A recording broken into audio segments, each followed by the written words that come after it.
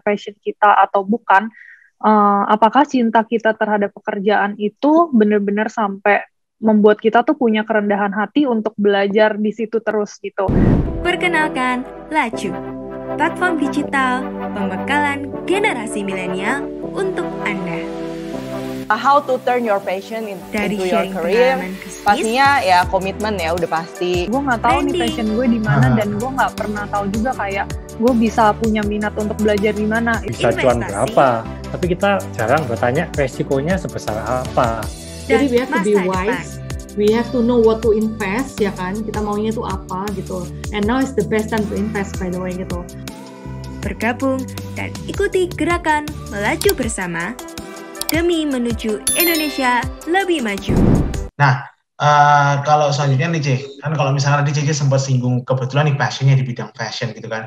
Nah mungkin buat teman-teman milenial juga sebuah hal apa ya, yang benar-benar jadi idaman banget sih Cik. Karena kan banyak dari kita tuh kalau anak muda atau quarter life crisis lah bisa dibilang, itu kan bisa dibilang kayak galau kan, kayak passionnya apa, dan kerjaannya apa.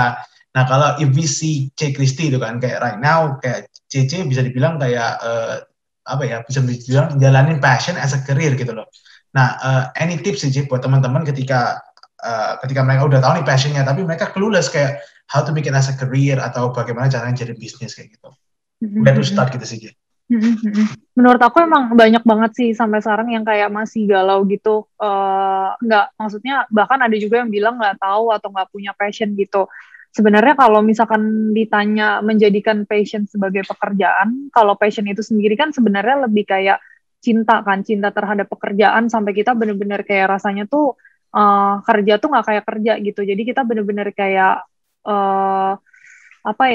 jadi memang hobi gitu untuk ngikutin terus di situ gitu. Nah, menurut aku yang paling penting itu sebenarnya supaya kita tahu itu benar-benar passion kita atau bukan.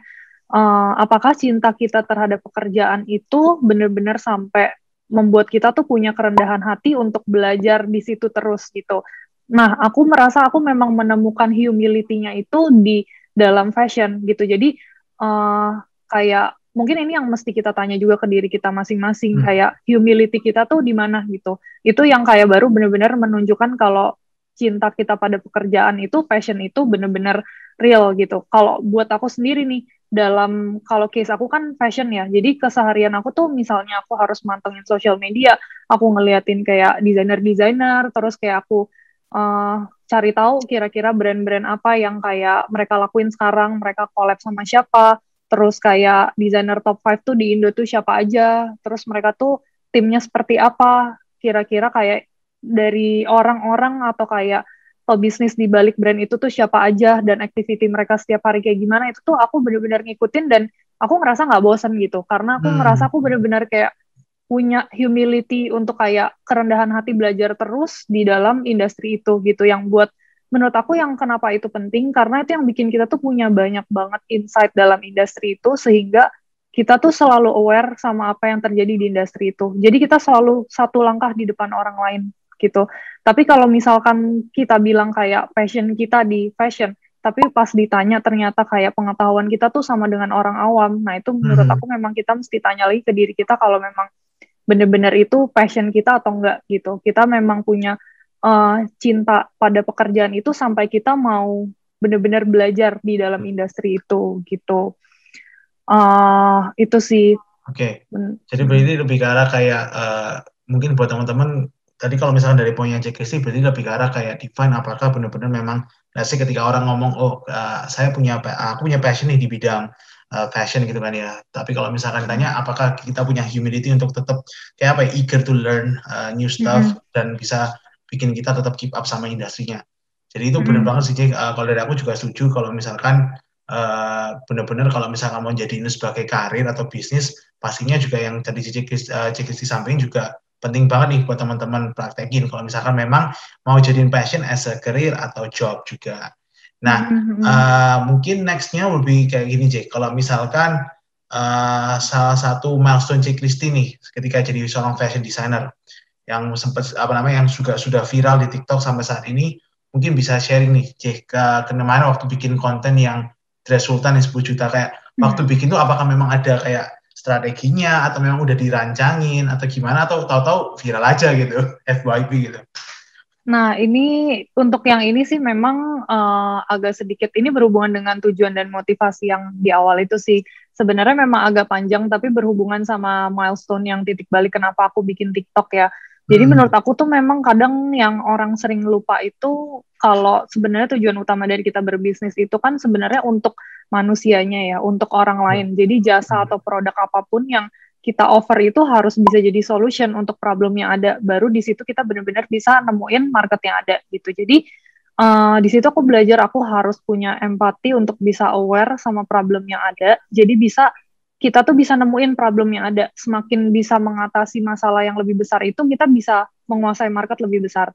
Gitu, balik ke soal TikTok tadi, karena aku kan mungkin juga dalam industri fashion ini, karena memang aku seneng, jadi aku ngikutin terus. Jadi aku aware gitu sama kayak kehidupan orang-orang yang sekarang benar-benar bergantung banget sama dunia sosial media lah gitu. Jadi yang orang bilang sekarang era mobilisasi orkestrasi ya, di mana menurut aku semua orang tuh terlibat banget dalam kehidupan di sosial media. Sampai khususnya untuk orang-orang wedding aja nih, mereka tuh banyak yang kayak ngerasa wedding offline-nya mereka yang mereka bikin acara itu tuh udah gak terlalu penting lagi. Mereka malah lebih seneng kalau misalkan wedding mereka tuh viral atau kayak sesuatu yang orang lain bisa lihat di sosial media tentang wedding mereka. Kan itu kan sebenarnya. Nah, jadi dari situ akhirnya aku mikir berarti ya kalau misalkan orang ngikutin TikTok aku sebenarnya tahu sih kayak di TikTok aku tuh sebenarnya lebih kayak wedding journalnya aku gitu. Bukan cuma sekedar kayak share prosesnya gimana dari awal sampai akhir proses gaunnya, tapi di situ ada keterlibatan klien aku juga yang berperan di dalam kontennya gitu, dan gak cuma dua arah antara aku dan klien aku, tapi juga dengan semua audiensnya yang nonton konten itu gitu. Jadi untuk kliennya sendiri dia bisa kayak ngerasa lebih happy karena daripada dia mikirin tamu undangan dia, ternyata konten dia bisa FYP terus ditonton lebih banyak orang gitu. Terus baju dia ceritanya pun bisa orang ikutin, bisa tahu oh perjalanannya tuh kayak gimana sih. Terus bahkan secara komen-komen ya kan banyak banget tuh. Mereka pun ngerasa mereka dapat doa dan wishes tuh lebih banyak lagi dari situ dibandingkan tamu undangan dia. Gitu. Terus kedua dari sisi audiensnya, mereka tuh juga kayak ngerasa apa yang mereka nonton tuh menginspirasi pertama. Kedua, misalkan proses baju ya secara teknis mereka dapat pengetahuan atau mereka dapat ilmu, oh, ternyata bikinnya tuh kayak gini gitu. Terus buat yang sama-sama mungkin merintis bisnis juga ngerasa oh relate nih, jadi inspire mereka untuk bikin hal yang sama gitu atau bisa berbagi atau sharing juga gitu. Jadi sebenarnya aku tuh pengen segala hal yang aku bisa kerjain itu bisa jadi solusi lah untuk semua orang gitu. Aku pengen semua orang tuh bisa terlibat dalam prosesnya. Jadi orang lain bisa kayak terinspirasi dan semua ilmu yang aku punya itu bisa dibagikan. Segala hal yang aku kerjain itu bisa jadi berkat juga buat orang lain gitu. Gitu. Jadi lebih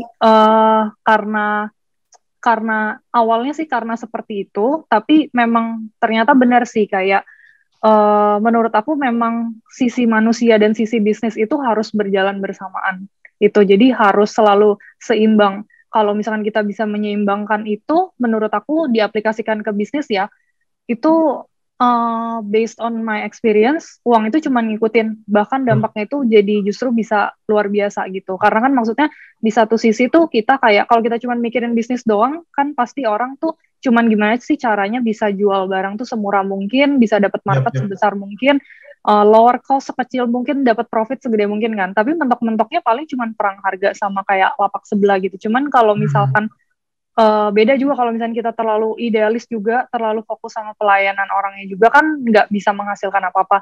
Jadi menurut aku itu harus berjalan berbarengan sih, antara kita peduli dengan sisi manusianya, bisa melihat, bisa aware gitu ya sama apa yang menjadi kebutuhan atau problemnya di dalam marketnya kita, sama sisi bisnisnya itu gitu. Jadi kalau berjalan berbarengan sih menurut aku emang selalu bisa itu tadi sih, kalau dijadiin konten ternyata bisa viral terus gitu. Itu salah satu kuncinya.